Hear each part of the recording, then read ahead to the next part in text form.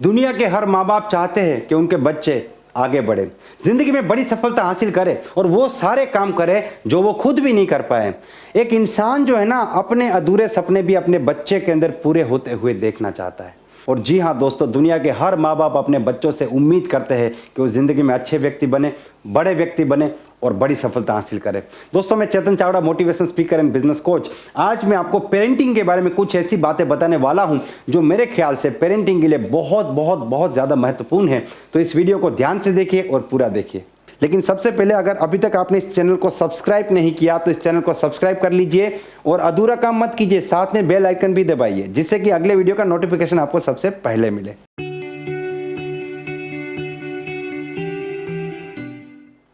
सबसे पहला पॉइंट जो मैं आपको बताने वाला हूं वो ये है, always praise efforts not the abilities.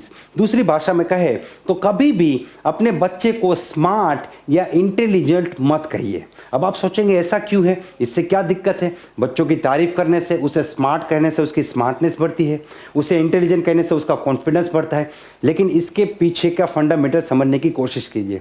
देखिए, जब आप एबिलिटीज़ की तारीफ करते हैं तब बच्चा क्या मीनिंग निकालता है, और जब एफर्ट्स की तारीफ करते हैं क्या मीनिंग निकालता है, इसको हम थोड़ा डिटेल में समझने की कोशिश करते हैं। मान लीजिए कि एक बच्चा अच्छा पेंटिंग तैयार करता है तो माँ बाप कहते हैं you are very smart, intelligent, very good.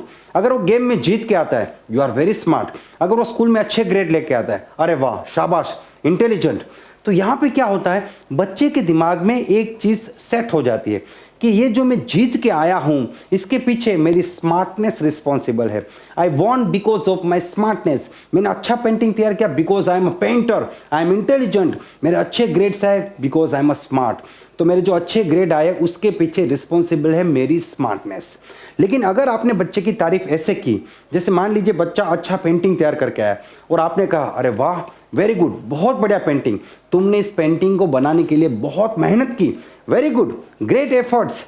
तो अब बच्चा क्या सोचेगा, ये पेंटिंग जो अच्छा बना है इसके पीछे मेरी मेहनत जिम्मेदार है। मेरे स्कूल में जो अच्छे ग्रेड आए हैं उसके पीछे मेरी मेहनत जिम्मेदार है। मैं जो गेम जीत के आया हूँ उसके पीछे मेरी मेहनत जिम्मेदार है। तो यहाँ पे दो प्रकार के चाइल्ड एटीट्यूड डेवलप होते हैं। जिस चाइल्ड की एबिलिटीज की तारीफ की जाती है वो एबिलिटीज डिपेंडेंट चाइल्ड बन जाता है, वो स्मार्टनेस डिपेंडेंट चाइल्ड बन जाता है। और जिस चाइल्ड के एफर्ट्स की आपने तारीफ की वो एफर्ट्स डिपेंडेंट चाइल्ड बन जाता है।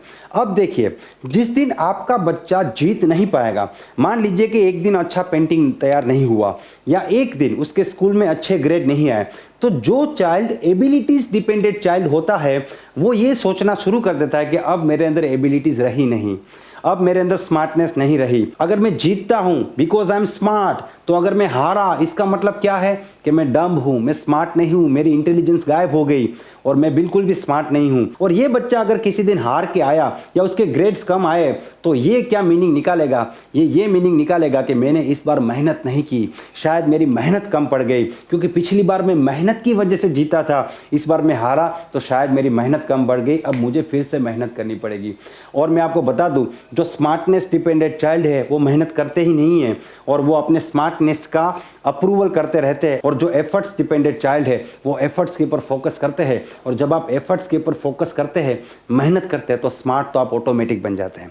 ये साइंटिफिकली प्रूव हो चुका है कि whenever you praise the abilities, जब आप एबिलिटीज की तारीफ करते हैं तो बच्चों के आईक्यू डिक्रीज होते हैं, और जब आप एफर्ट्स की तारीफ करते हैं तो बच्चों के आईक्यू इंक्रीज होते हैं। तो अगर आप चाहते हैं कि आपके बच्चे इंटेलिजेंट बने, आपके बच्चों का आईक्यू स्कोर बढ़े, तो एज ए पेरेंट आपको हमेशा एफर्ट्स की तारीफ करनी है, एबिलिटीज की तारीफ नहीं करनी है।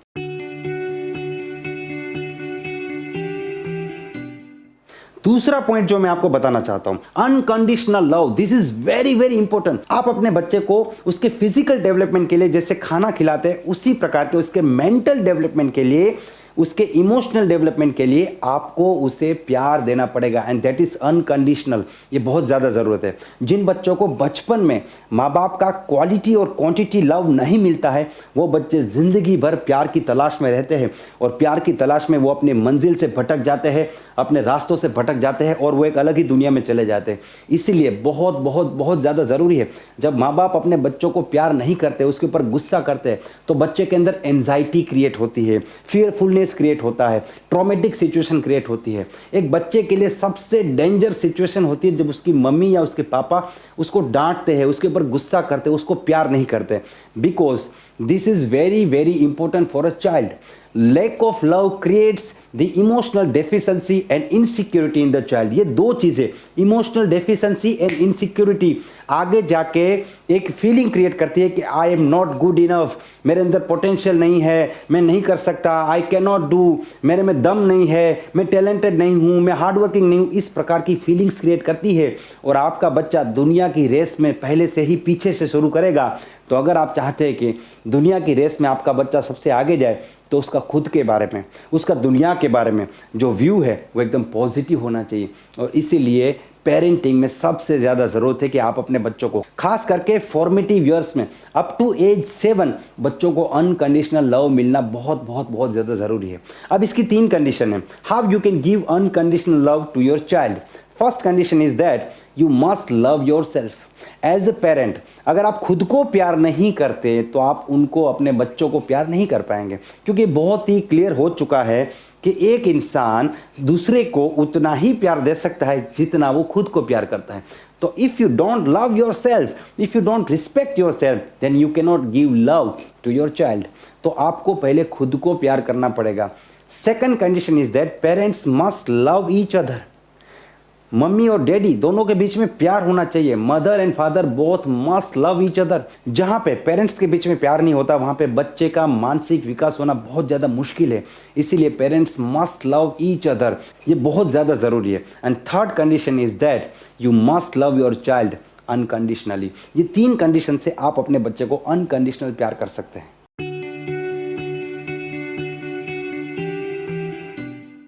तीसरा पॉइंट, आप अपने चाइल्ड को एक चीज समझा दीजिए कि इस पूरी दुनिया में एक भी ऐसा व्यक्ति नहीं था और ना है और ना होगा कि जिसके बिना तुम जी ना सको।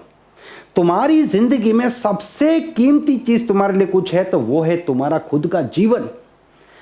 दोस्तों, सुशांत सिंह राजपूत के पास सब कुछ था। आज हम अपने बच्चे को जो देना चाहते हैं, हम चाहते हैं कि हमारा बच्चा जिंदगी में जहां पे पहुंचे, नाम, शोहरत, सब कुछ, फाइनेंशियल फ्रीडम, टाइम फ्रीडम, सब कुछ था उसके पास, लेकिन शायद ये एटीट्यूड नहीं था, ये माइंडसेट नहीं था। और इसीलिए देखिए क्या हुआ क्या नहीं, प्यार के चक्कर में गया, कहाँ गया नहीं पता, लेकिन उसने सुसाइड कर लिया। अगर आप चाहते हैं कि आपके बच्चे लाइफ में रियल हैप्पीनेस को फील करें, तो एज ए पेरेंट आप अपने बच्चे को ये सलाह ज़रूर दीजिएगा कि इस पूरी दुनिया में कोई भी ऐसा व्यक्ति नहीं है कि जिसके बिना तुम जी ना सको, जिसके बिना तुम खुश ना रह सको। ये बहुत बड़ी बात है। दुनिया के हर माँ बाप चाहते हैं कि उनके बच्चे कामयाब बने, लेकिन ये कामयाब, ये नाकामयाब, ये सब ऊपर की बातें हैं जो ऊपर से दिख रहा है। अगर इसको दूसरी भाषा में बात करें तो हम ऐसा भी कह सकते हैं कि इस दुनिया में कामयाब और नाकामयाब 2 प्रकार के लोग नहीं हैं। इसको ऐसा भी कह सकते हैं कि इस दुनिया में डिसीजन मेकर और non decision maker, confident and less confident, risk taker and non risk taker, ये 2 प्रकार के लोग हैं। क्योंकि जो कामयाब लोग हैं उनकी ये क्वालिटीज है, they are risk taker, they are confident, they are self confident, they are positive. और जो लोग कामयाब नहीं हैं, they are non decision makers, they are not able to take risk, they are less confident. तो अगर हम बच्चों को कामयाब बनाना चाहते हैं तो ये सारे गुण हमें बच्चों के अंदर डालने पड़ेंगे। और ये गुण कैसे डाल सकते हैं? ये हम बचपन से ही डाल सकते हैं। मान लीजिए अगर आप अपने बच्चे को डिसीजन मेकर बनाना चाहते हैं, जब आप उसके लिए खिलौना लेने जाते हैं ना, तो आप उसके सामने 4 खिलौने रख दीजिए, उसको डिसाइड करने दीजिए कि उसको कौन सा लेना है। जब आप उसके लिए साइकिल खरीदते हैं तब भी आप उसके सामने हमेशा 2 से 3 ऑप्शन रखिए, फिर उसको डिसाइड करने दीजिए, उसको प्रेशर कीजिए डिसाइड करने के लिए, उसको बोलिए यू डिसाइड, और वो जो भी डिसीजन लेता है उसको एक्सेप्ट कीजिए। ऐसा हो सकता है कि आपका बच्चा अच्छी साइकिल को छोड़ के उससे लो क्वालिटी वाली साइकिल, जो दिखने में अच्छी है लेकिन क्वालिटी ठीक नहीं है, ऐसे महंगी है, अगर आप होते तो इसको ना लेते, दूसरे को लेते, लेकिन आपका बच्चा उसे पसंद करता है, तो यहाँ पे आप उसे पसंद करने दीजिए। मैंने ऐसे माँ बाप देखे हैं जो बच्चों को जिंदगी भर एक छोटा सा फैसला भी नहीं लेने देते। अरे इसको कुछ समझ नहीं आएगा, तू अभी छोटा है, मेरे लिए छोटा ही रहेगा। फिर यही माँ बाप एक्सपेक्ट करते हैं कि वो बच्चा बड़ा होकर जिंदगी में बड़े फैसले ले, अपने फैसले खुद ले, बड़ा हो जाए। अचानक से कैसे बड़ा हो जाएगा? क्या कोई बटन दबाने से बड़ा हो जाएगा? मानसिक विकास जो है वो धीरे धीरे होता है और वो हमारे साथ ही होता है।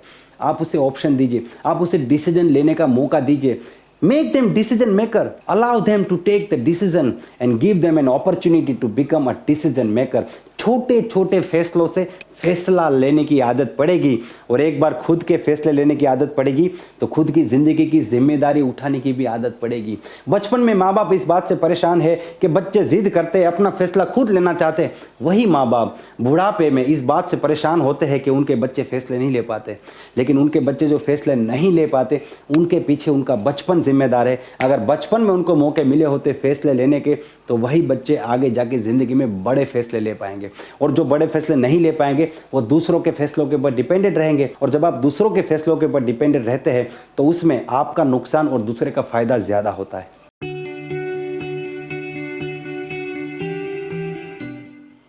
Now let me discuss fourth point with you.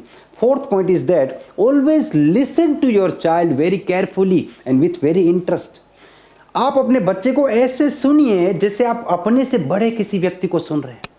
आप उसके ओपिनियन को ध्यान से सुनिए, उसकी ओपिनियन की वैल्यू कीजिए, उसकी बात की वैल्यू कीजिए, उससे बातचीत कीजिए, क्योंकि इससे बच्चे की सेल्फ इमेज क्रिएट होती है, सेल्फ एस्टीम क्रिएट होता है, सेल्फ कॉन्फिडेंस क्रिएट होता है और उसका ओवरऑल सेल्फ कंसेप्ट जो है वो पॉजिटिव मैनर में क्रिएट होता है। और ऐसे ही बच्चे खुद से बड़ी एक्सपेक्टेशन करते हैं, पॉजिटिव एक्सपेक्टेशन करते हैं।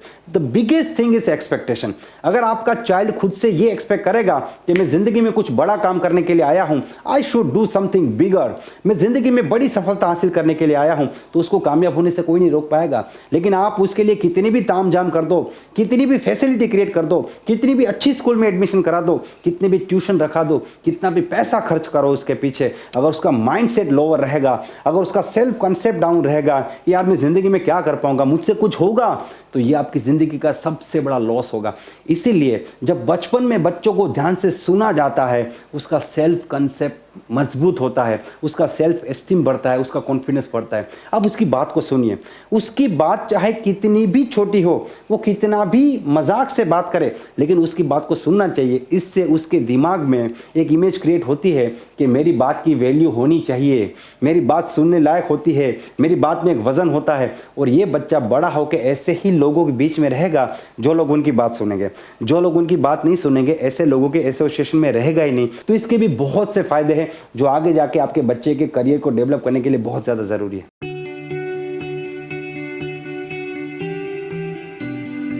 नाउ फिफ्थ पॉइंट, पांचवा पॉइंट ये है कि आप अपने बच्चे से ये क्लियरली बात कीजिए कि चाहे तो कुछ भी कर ले, मैं जिंदगी भर तुझे प्यार करूंगा। तुझसे कोई गलती भी हो जाएगी ना तब भी मेरा प्यार कभी कम नहीं होगा। लैक ऑफ लव, बचपन में जिन बच्चों को प्यार नहीं मिलता है वो जिंदगी भर प्यार की तलाश में घूमते रहते हैं। और जब बच्चे को घर से प्यार नहीं मिलता है वो दूसरे लोगों के प्यार के भूखे होते हैं और यहाँ से उनकी पूरी जिंदगी डाइवर्ट होना शुरू हो जाती है। लैक ऑफ लव से उसकी पर्सनालिटी प्रॉब्लम क्रिएट होते हैं। एडल्ट लाइफ में जितने भी पर्सनालिटी प्रॉब्लम है, जितने भी मेंटल प्रॉब्लम है, वो सारे प्रॉब्लम्स का रीजन है कि बचपन में बच्चों को अनकंडीशनल लव नहीं मिलता है। एटलीस्ट अप टू एज 7 साल की उम्र तक बच्चों को अनकंडीशनल लव मिलना बहुत ज़्यादा ज़रूरी है, क्योंकि पहले जो 7 साल है वो बच्चे के फॉर्मेटिव ईयर्स होते हैं। पहले 7 साल में बच्चा खुद को समझने की कोशिश कर रहा होता है, खुद को जानने की कोशिश कर रहा होता है। और इस ड्यूरेशन में अगर अनकंडीशनल लव नहीं मिलता है तो उसके पर्सनालिटी प्रॉब्लम क्रिएट होने के चांसेस मैक्सिमम होते हैं। जितने भी गुनहगार हैं, जो लोग गलत काम करते हैं बड़े होके, उनमें से 99.9% लोग वही होते हैं जिनको बचपन में प्यार नहीं मिला है। इसके अलावा एक पॉइंट है डिस्ट्रक्टिव क्रिटिसिज्म। क्रिटिसिज्म, दुनिया के हर माँ बाप क्रिटिसिज्म को यूज करते हैं क्योंकि उनको करना पड़ता है। बच्चे आजकल इतने शरारती है तो उनको कंट्रोल करने के लिए करना पड़ता है, लेकिन इसके हजारों नुकसान है। और अगले वीडियो में मैं आपको डेफिनेटली बताऊंगा कि डिस्ट्रक्टिव क्रिटिसिज्म के कितने नुकसान हैं और किस प्रकार से आप चाइल्ड को डिस्ट्रक्टिव नहीं लेकिन कंस्ट्रक्टिव क्रिटिसिज्म कर सकते हैं, जिससे कि आपका काम भी हो जाए और बच्चे को मानसिक रूप से नुकसान ना हो। मुझे पूरी उम्मीद है ये वीडियो आपको हेल्प करेगा। अगर ये वीडियो आपको पसंद आया है तो इसे लाइक कर दीजिए, इस चैनल को सब्सक्राइब कर दीजिए और ये वीडियो उन लोगों तक जरूर भेजिएगा जिनको इनकी जरूरत है। Wish you all the best and be the best.